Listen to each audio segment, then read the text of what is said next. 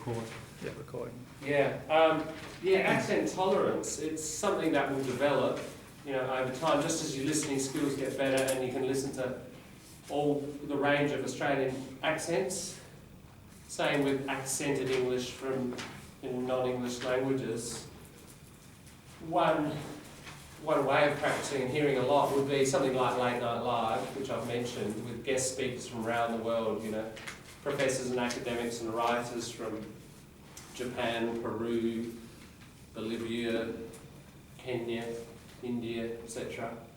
And just getting used to those accents. And over time, over a couple of years, you get clearer.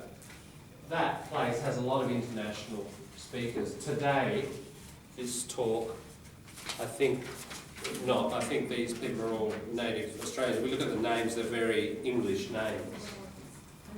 They might be English, I don't know, but yeah. But yeah, the issue of getting used to accents, it's pretty important, especially, many of you may go on to deal internationally in English or have already done it, usually.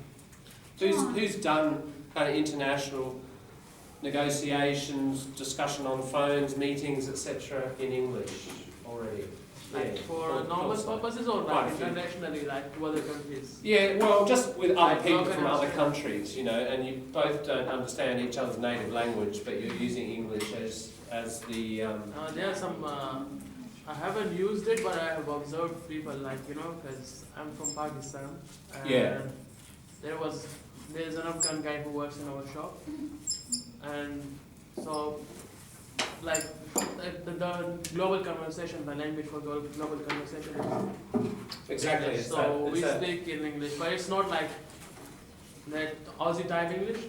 Sure, no, it's got its own kind of characteristics, and actually linguists call this kind of English that is becoming global, gets a new name, and you can sort of read about it on the internet, Globish.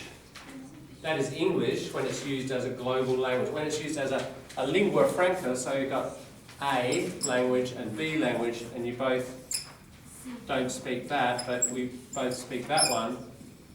That thing is called the lingua franca. Because of the Franks, where we go with France, the Germanic group that kind of revived culture and Charlemagne and so on, established first universities in Europe, and this spread Latin across Europe as the common language, and of course Latin has dropped out, but English is replacing it.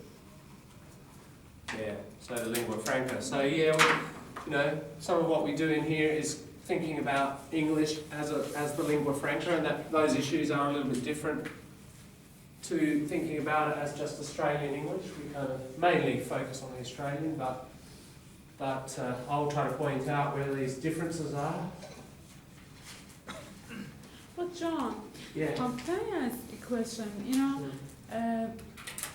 What do we need to expect ourselves by end of this diploma of English proficiency course? Because I saw many students who finished, who got their diploma of English proficiency, but they are not still perfect or fluent as a 4 ISLPR. Or maybe they've got the 3+ or 4. Yeah.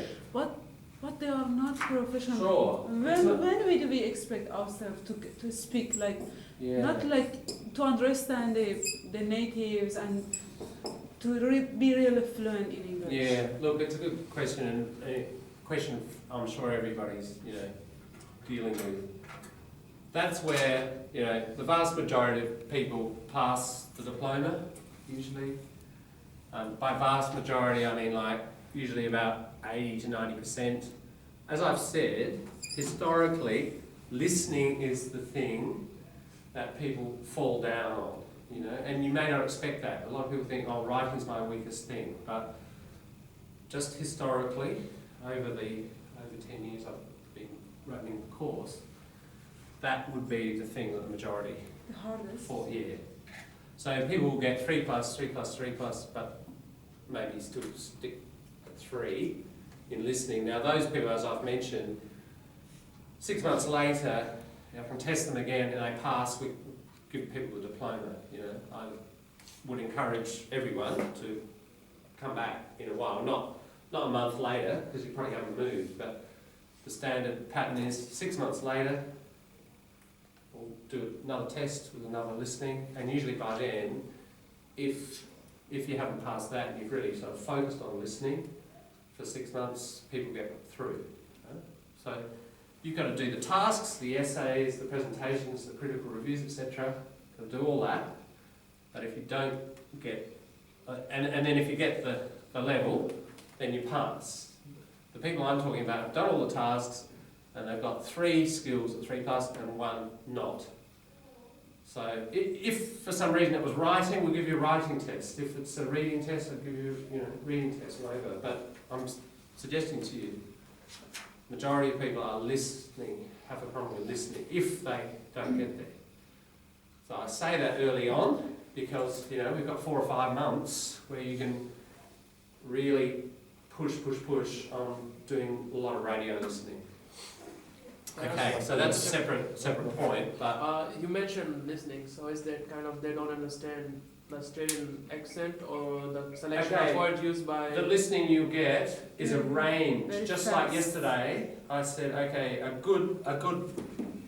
very good English performer, say reader, needs to be able to read fiction, non-fiction, lots of different articles, humorous stuff. That range, right? The reading I throw at you for assessment could be any part of that range. And through the course, we're going to deal with strategies to deal with all of those genres, those types. So, with listening, same. You could get a piece where there are some Aussies having a bit of a chat, and it's quite social. We're not going to give you something that has just heaps and heaps of slang in it. We are not here to set you up and put the bar up there and kind of say, look, you can't get there. We'll put it at a reasonable level so that reflects that level. But listening would be very fast. Listen. It might, look, again, there's a range of elements in listening. Sometimes listening is hard because speakers are fast even though their vocabulary is easy. Sometimes they're slow but their accent is strong. Sometimes it's hard because they're very, very clear on a pronunciation level and not so slow but the vocabulary is high. Sometimes they're slow, they're clear, the vocabulary is good but the ideas are hard. There's all sorts of possibilities. So, again, in this course, the aim is to give you the resources and strategies to deal with this range. It would be neglectful of me to just sort of focus on academic listening or just social listening, for example, and not deal with all the issues around all the different types of listening and all the different types of reading and all the different types of writing and all the different types of speaking. That's the nature of the course. And when you think about it, 6 months is not long to try to cover all that stuff. We've got to move fast. So, I just keep reminding people, keep up the listening. Absolute minimum, hour a day. That's a minimum, If you feel this is one of your weaker legs, the 4 legs of the dog, and this is one of your weak legs, then get into it. Whatever's weakest, that's what you've got to work on. Generally, what's weakest, we tend to steer clear of, don't we? It's a natural tendency. You've got to self-manage, meta-awareness of yourself as a learner, and actually throw yourself into that thing more and more and more. Then it comes up, and then the dog's got 4 strong legs. Yeah? The other thing is, of course, if you have 1 weak leg,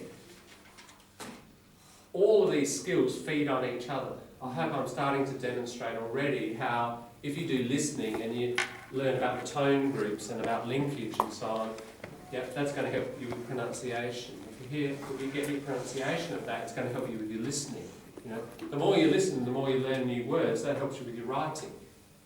The more you listen and hear lots of collocations, and just know lots and lots, that's going to help you with your reading. Because when you read, you've just seen that collocation before, boom, boom, boom, boom, boom, So all those legs are interacting.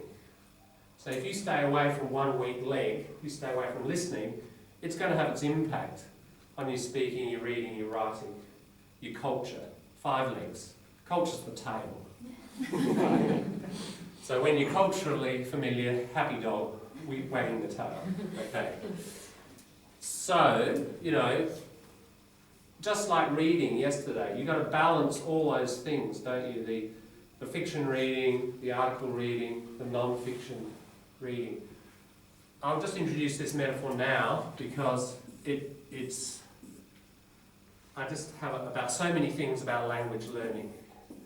I bet you've all been to the circus, and I imagine it's across all countries. There's the guy who has the stick and he has a plate. He spins the plate, yeah? If you haven't seen it live, you know, you've seen it on YouTube or whatever, and he gets them spinning.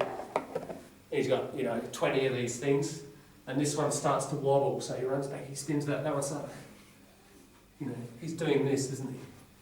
Just spinning plates. Now that is what language learning, getting a really nicely three-dimensional language learning. You know, if we take reading, you've got to spin that fiction plate, the non-fiction, the articles to get cultural knowledge. Then there's listening, academic listening. Then there's slang. Then there's reading play scripts to get more slang. You know.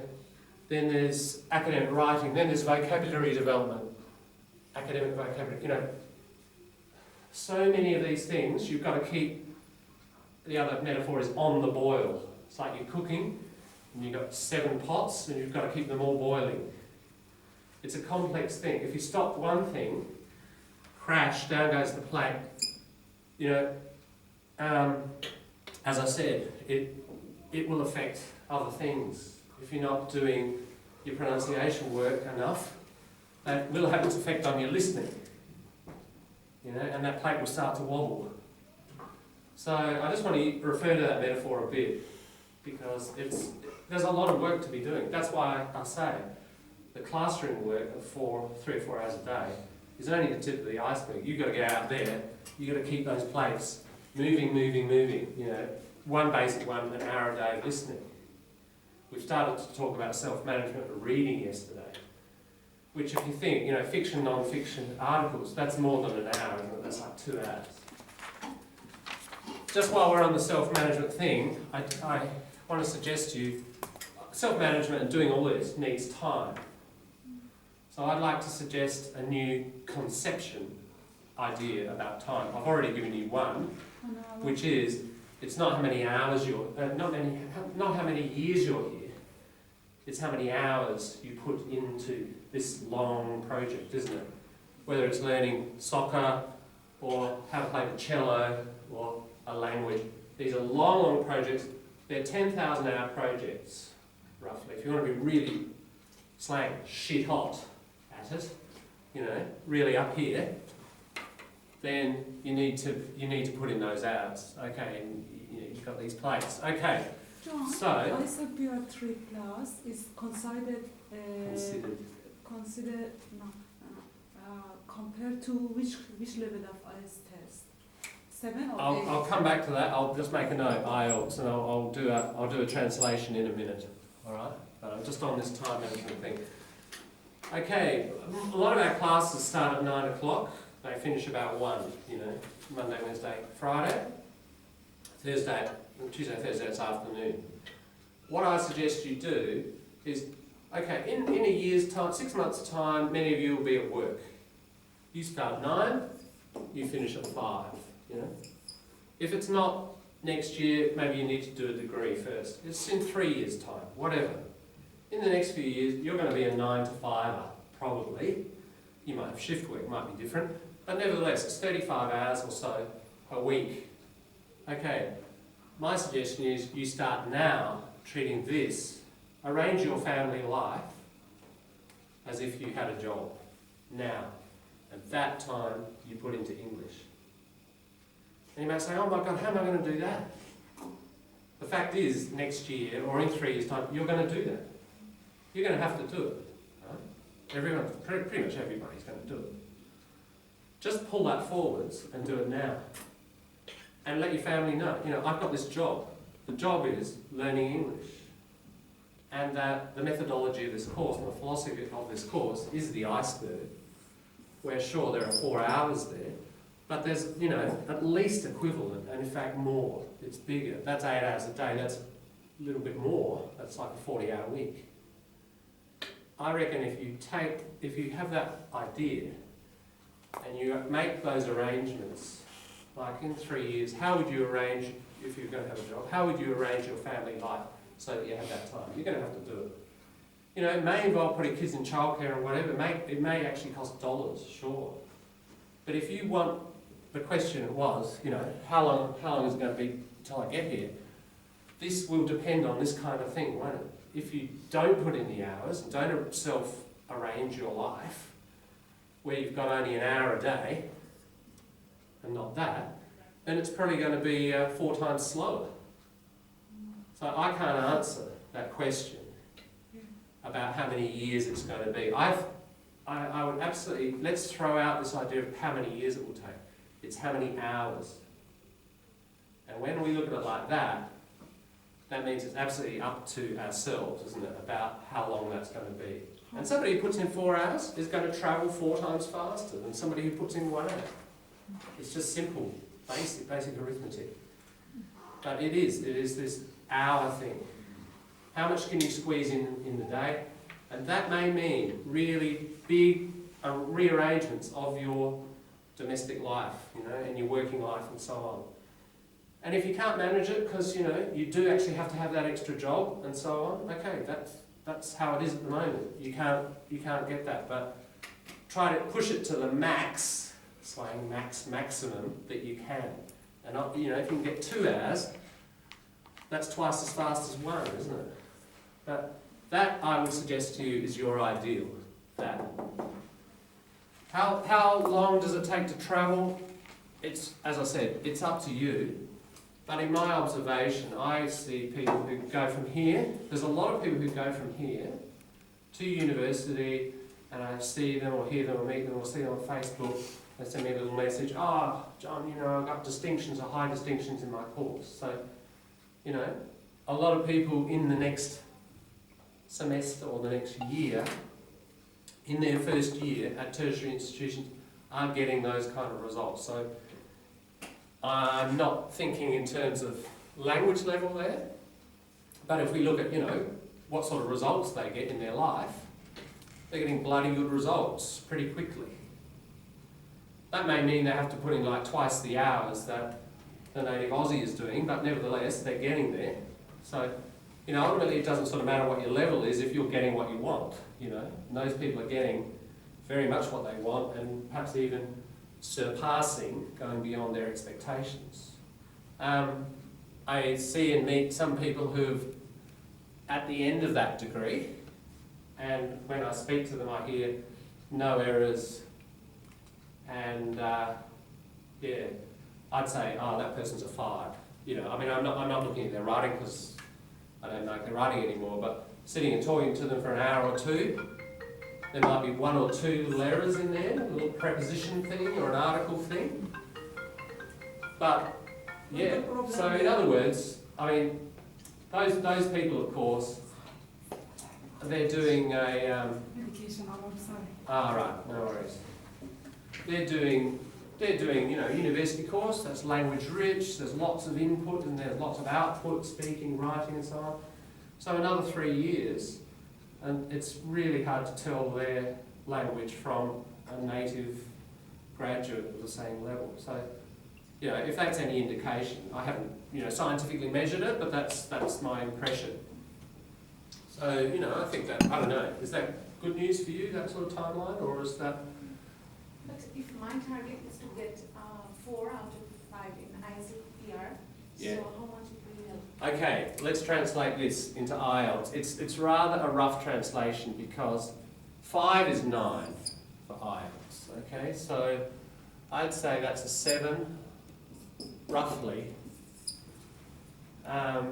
I'd say that's a 6.5 and that's a 6. So, you know, it's not totally exact, but that's pretty much how we might think of it in terms of IELTS.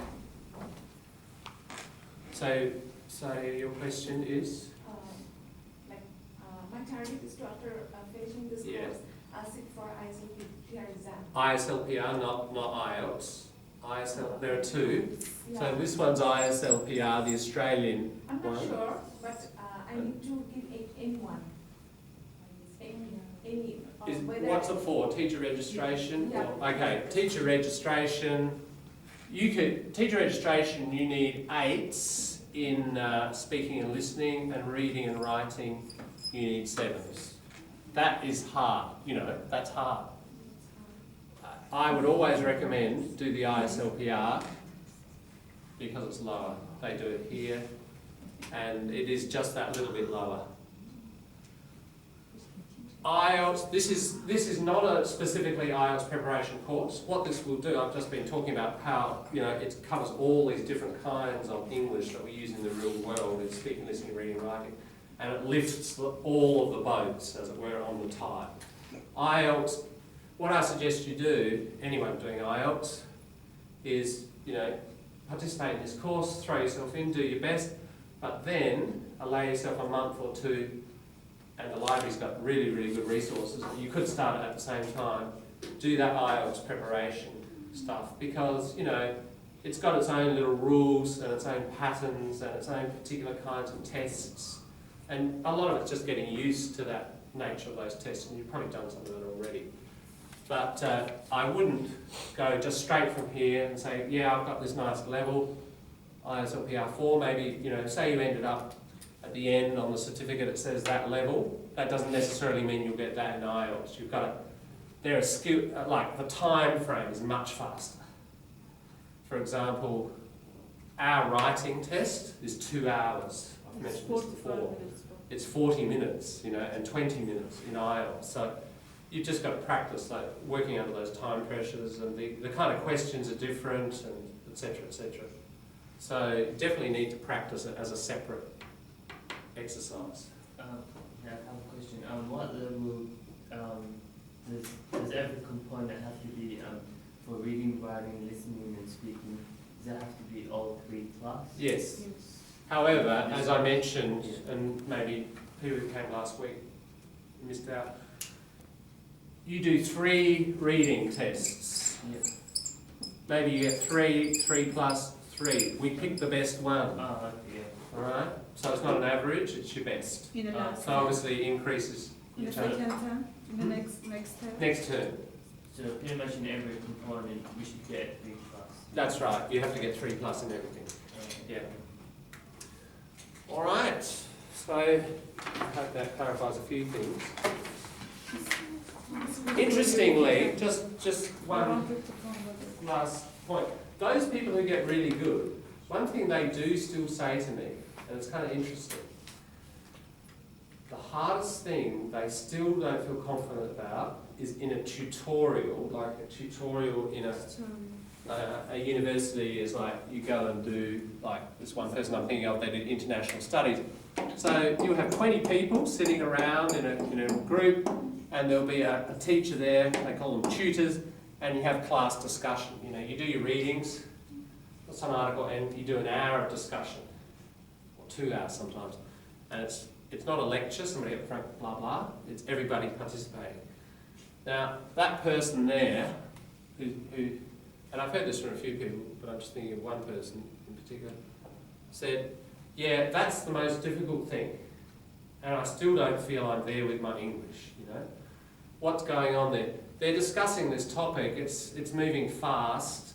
There's a lot of cultural reference because the native Australians, know more about just what's happening here. So it's often, not all discussions, depends what it is. If it's mathematics, it's less cultural and local knowledge. But when it's a humanities course, of course, a lot more. But the other thing they said was it's the jokes. When the jokes fly around, then, I feel like I'm back here again. Yeah. So I just think that's a really interesting thing that academically, they absolutely get there, high distinctions.